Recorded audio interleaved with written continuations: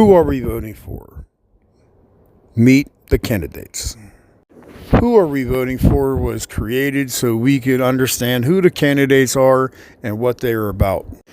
This is not an endorsement for any candidate. This is for the voter to be more educated about who we're voting for.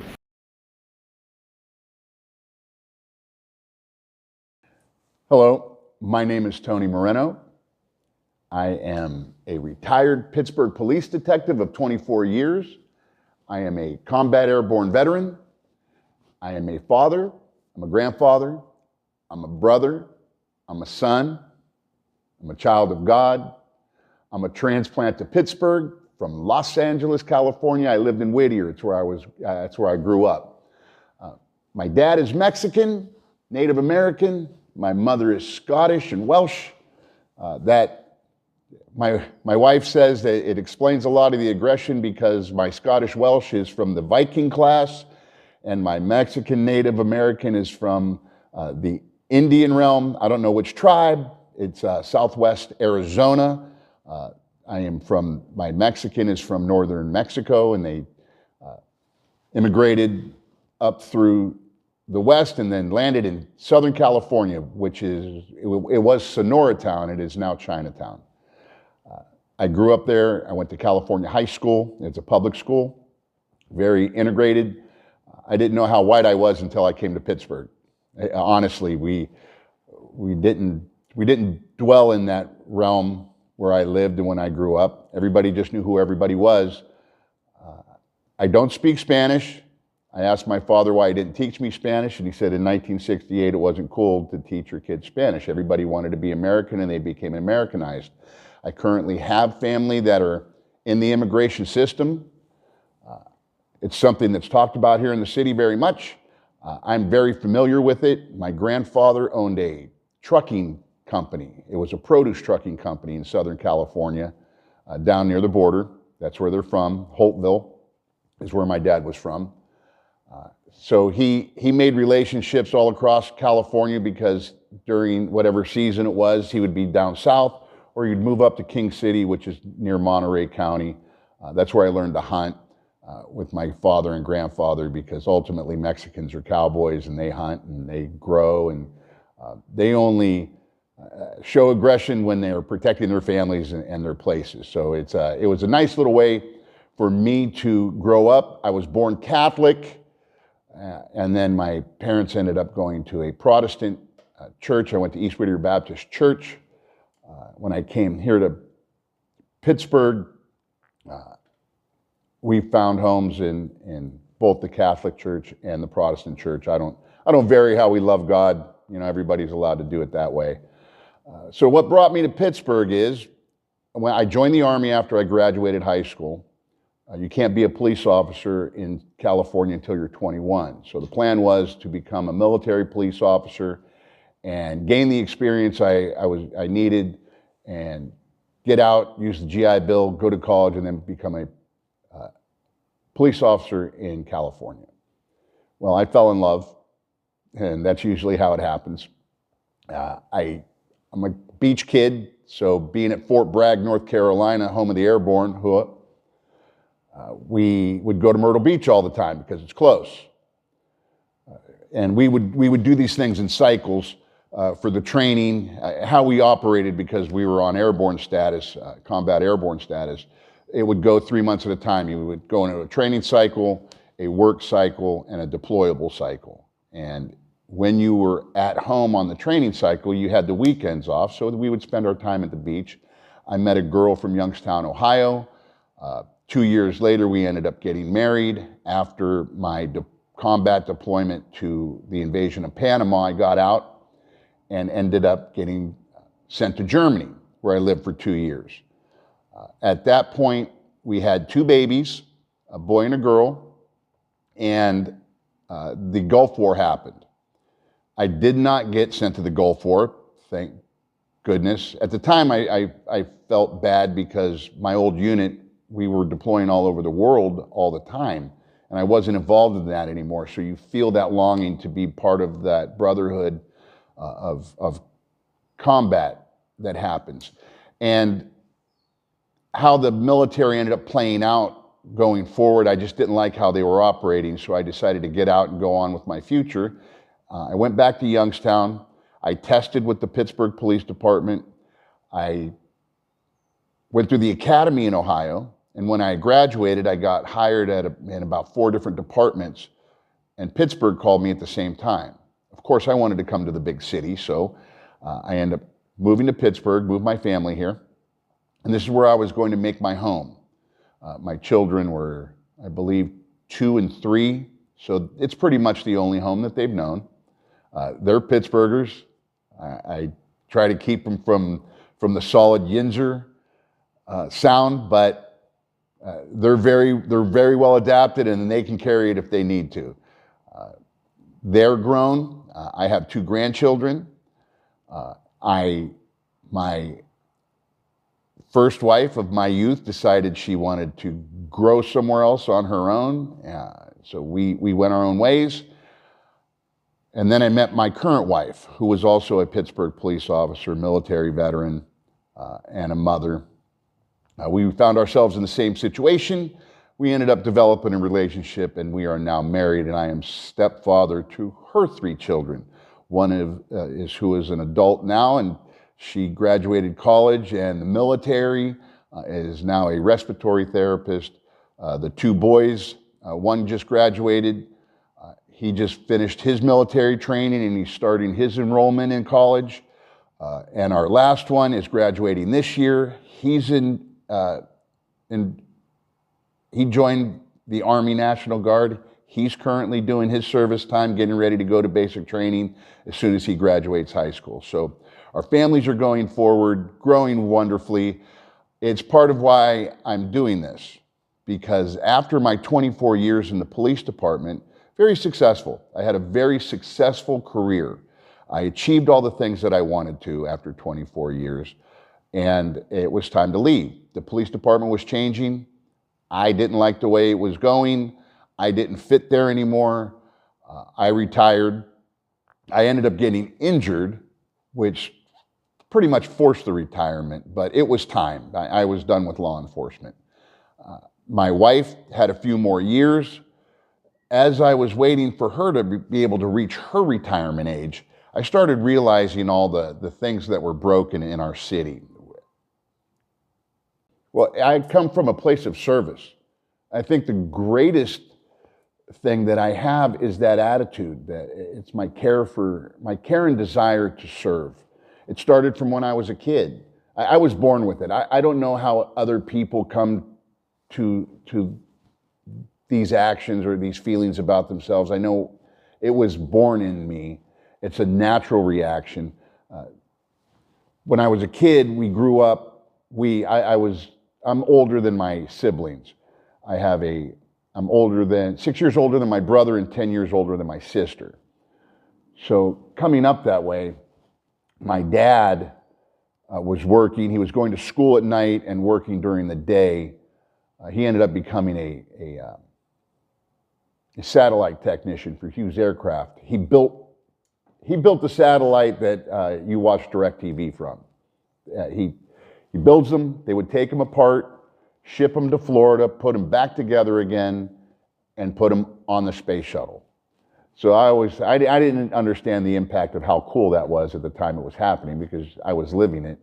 But in the beginning, we lived in an alley, and we were behind a grocery store. It was Vaughn's. Vaughn's is like a shop and save here. It's just a common name. And I used to ride my bike in the alley underneath all the delivery trucks, and I saw 2 older boys playing catch in the alley. And when I got closer, I realized they were playing catch with a kitten. And it just freaked me out. I was scared. I was hiding. The kitten was crying and screeching, and they were dropping it and throwing it. And finally, they dumped it in a dumpster. Well, I ride my bike over to the dumpster. I get to the place where I can lean my bike on it. I climb into the dumpster. I tuck my shirt in. I put the kitten in my shirt, and I get out and I go riding back home. And my mother is asking why I am such a mess and what in the world am I doing? And I'm crying, and I have this kitten and it's bleeding, and I tell her what happened. And of course, I'm in catechism at the time, so I named my cat Mary. And I had that cat until I was 18 years old in basic training, where after I left, I had gone on, summer camps and gone away with friends, and there was never a problem because I was always coming home. But when I went in the military, I didn't come back, and my cat wouldn't leave my room, and she ended up curling up at the bottom of my bed and just went to sleep and didn't wake up because her time was done. But it was that desire to intervene with a helpless kitten. It wasn't right. Then in the same neighborhood, I watched a friend of mine with a brand new bike riding. He showed it to me. He was all excited. He rode up the street and got jumped by 3 bigger boys who stole his bike. And I remember running to him because it's just a natural reaction. And he was looking at me, and I was frozen. I was 6 years old, and he was. I'm sure everybody realizes when somebody's pleading with you with their eyes and they're not saying anything, you recognize what that is. And I couldn't help him because I was scared. And after he was crying, and when they left and took his bike, he said, "Why didn't you help me?" And I just went home. And I learned my lessons in life, and I don't want to feel that way again in either of those cases. And it happens that way for me overall when I'm faced with something, even if the first initial is a negative outcome, I don't repeat those things. So I understood that my being comes from a place of service, and so naturally it rolls into my service to the country and then my service to the city of Pittsburgh. I believe in swearing oaths. And when you take an oath, that's a promise to do what you swore to. And that's what happens when you become a police officer. You take an oath and you swear to it. So in that way, you learn leadership. Because if you're acting from a place of service, there's nobody going to tell you how you need to serve somebody. Only you know how to do that. You need to be able to identify the places of need and put yourself there. That comes natural to me. So being in the military shows us how to lead. And they show you how to lead and also how to be somebody who follows a leader. The military will teach you how to do your job. Then they give you instruction on leadership. So when you become a leader, you just don't naturally become or get moved into a leadership position. There's no more battlefield promotions. You do well, and then you're able to go to a leadership course. People that don't do well don't get chosen to go to those courses because they're not going to be successful. They go through leadership courses. When you go through these leadership courses, you come back and you train the people behind you to step in and do your job if you get plucked out for any reason. So those people naturally, without having any question, can come right up and fill that spot, and the person behind them will fill their spot. There's a natural progression in leadership, and the leaders that are current train to be leaders in a higher level, ultimately becoming the administrator of how all these operations work. So that's a learned process. Then when you're going through small team combat operations and you're the squad leader, you're a team leader, you're a squad leader, you're a platoon leader, you start realizing that your role is now. You don't wait for somebody to tell you. You have a mission and you do it. And you have to know what you're doing in order for people to believe in you. They will follow you if you give them a reason. That reason's valor. You know, in valor there is hope, and valor is doing something that you naturally wouldn't do. And you go forward with it without fear. And you convince people, and this is leadership, is convincing people to do something that they wouldn't normally do and leading them through it, making them want to achieve that goal. So I apply that in the city of Pittsburgh, in the police department, because police officers realistically have more power than anybody in the world. Your simple police officer has the power to take your freedom without asking, and he also has the power to take a life without asking. They have to be well trained. They have to be positioned mentally to be able to make those snap decisions. It's very important because of the power that they wield. When you take that seriously, you hold yourself accountable to those measures, and you hold the people around you to those measures. Then you can all go forward with the same understanding. There's nobody coming to help you. You have to realize there's one ass to risk. It's something. I have a tattoo of a number one with an asterisk next to it. And if you just spell it out, it's one ass to risk. And that's my own. I have to make sure that I'm well trained, that my mind's right, that I can communicate to the people that I'm communicating with, because I might be by myself in front of a group of people that aren't necessarily friendly to me. I have to let them know that I'm there for them, that I'm going to do everything I can to take care of them, and that I will do those things that I said. After that, there's a going forward to, now how do you make these decisions?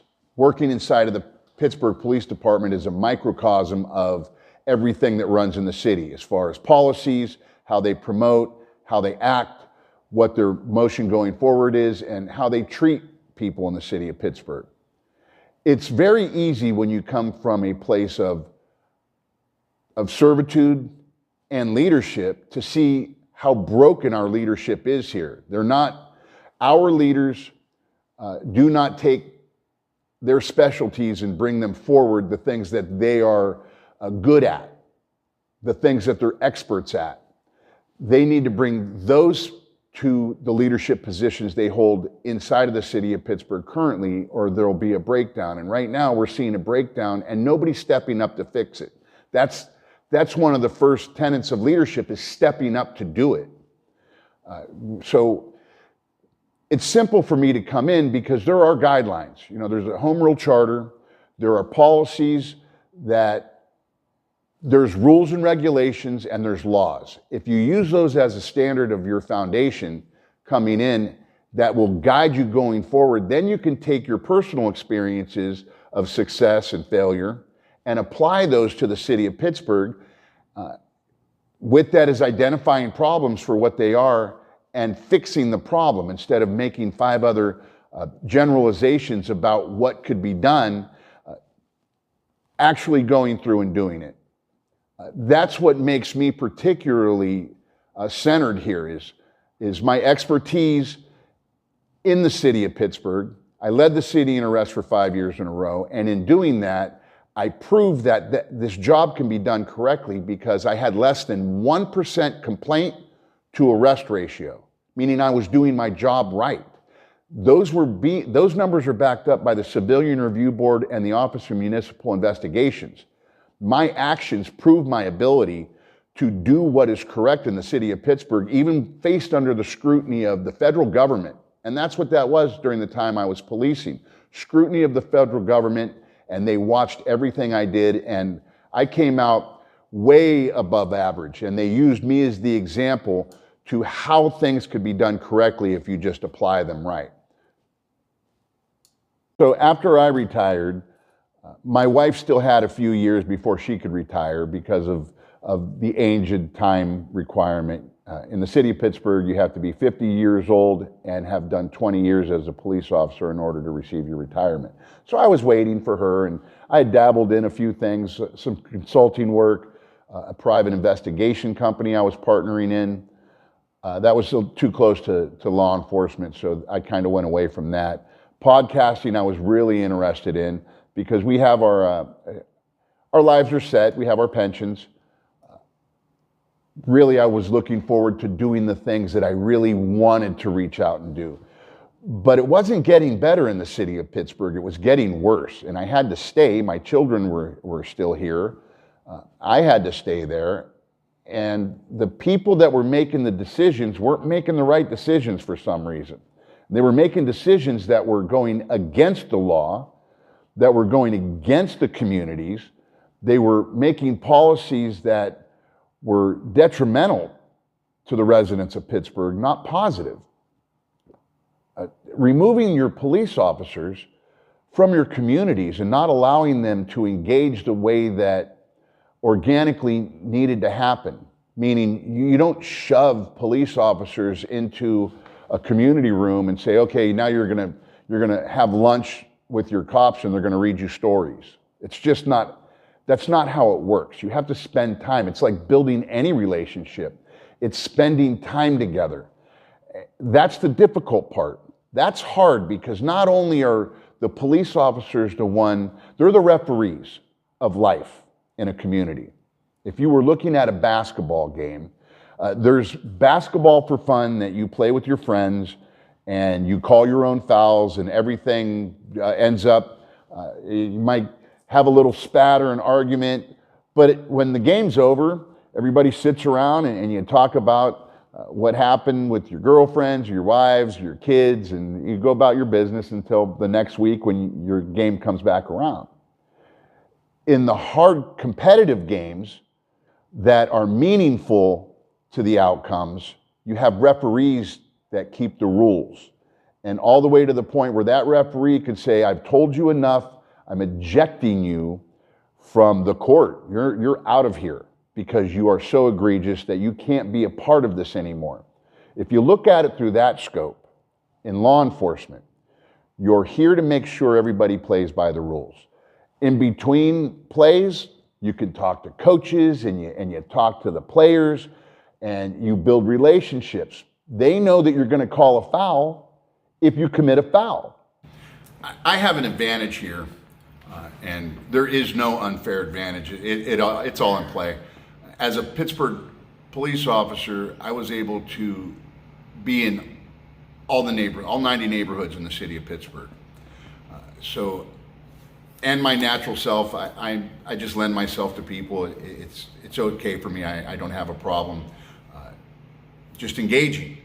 So when I go to these neighborhoods, I realize everybody needs different things. So when I ask them, what is it that you would like to see happen in your neighborhood specifically that hasn't gotten done, and what is it that you are satisfied in your neighborhood that has happened? Because we want to fix the problems, but we also want to grow the successes. And across the board, people are telling me public safety is number one. No longer is it, we don't want the police doing this, it's we need the police officers. So addressing that is the simplest part for me because that's where I come from. The advantage there is the city of Pittsburgh Police Department's a microcosm of how the rest of the city's run.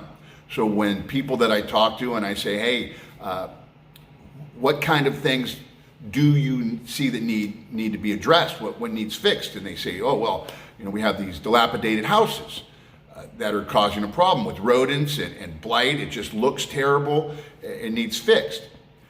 That might not be an issue that I have to take care of in the neighborhood where I'm from. And in the neighborhood where I'm from, people don't necessarily like the traffic measures that were put in place in certain places. So they want some of those things changed and they want some improvements in their parks.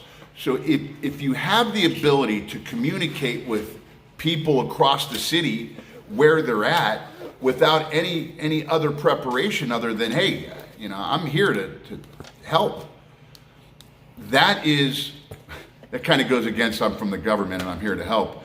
Truly, I'm coming from my name's Tony and I can help you if you tell me what it is that's wrong. So engaging with people, finding out what they need in their individual communities, they're going to tell you if you listen.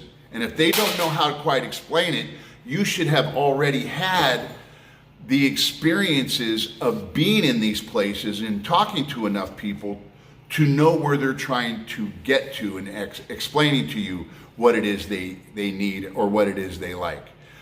The engagement of the community members is most important.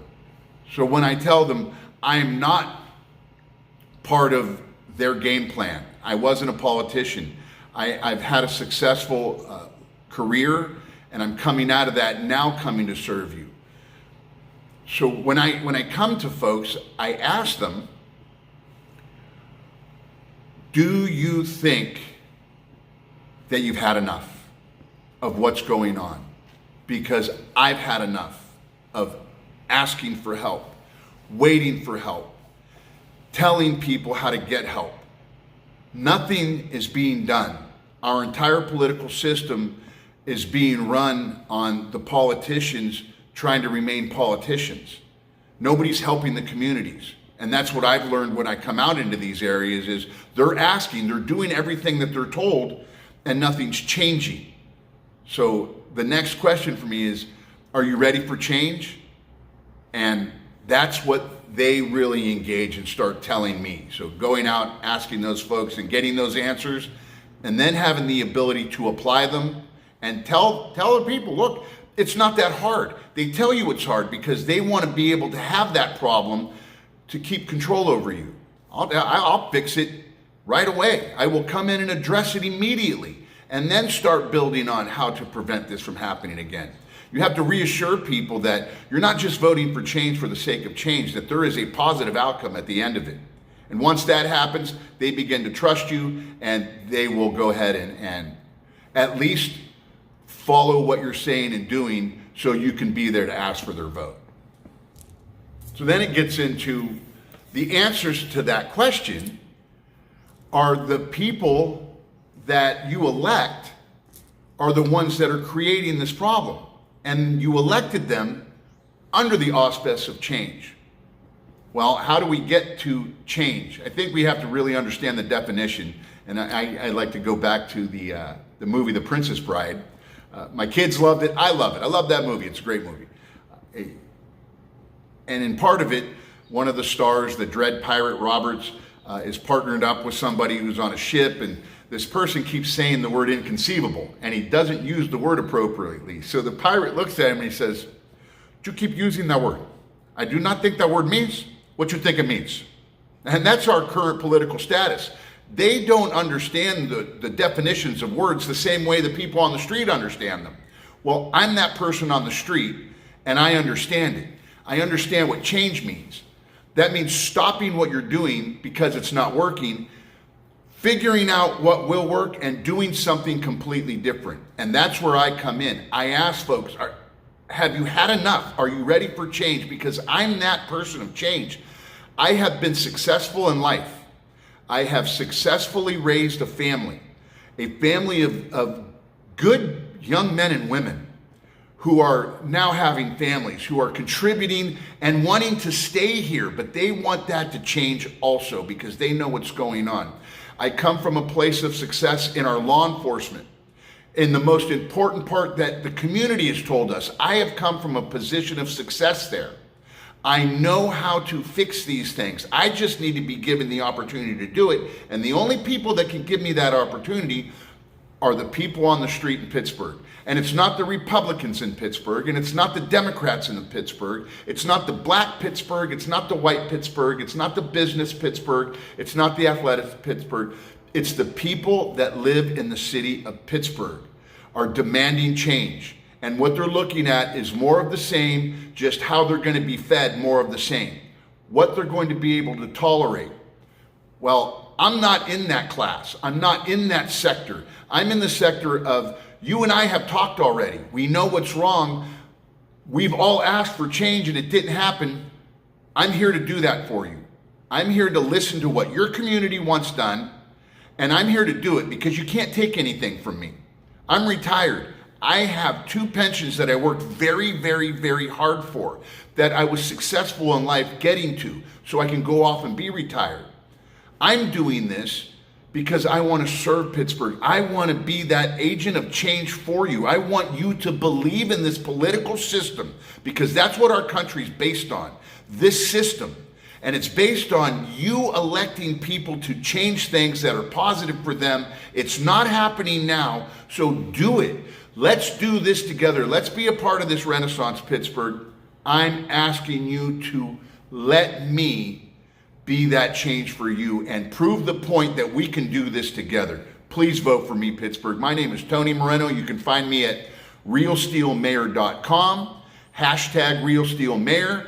Email me at realsteelmayor@gmail.com. Look me up at Facebook. Pittsburgh's Tony Moreno, Moreno, like Rita or Omar, or also on X, Tony Moreno, at Tony Moreno. Thank you, Pittsburgh. I appreciate you. Come out and vote for me because I'm the only one that will change this for you. Godspeed.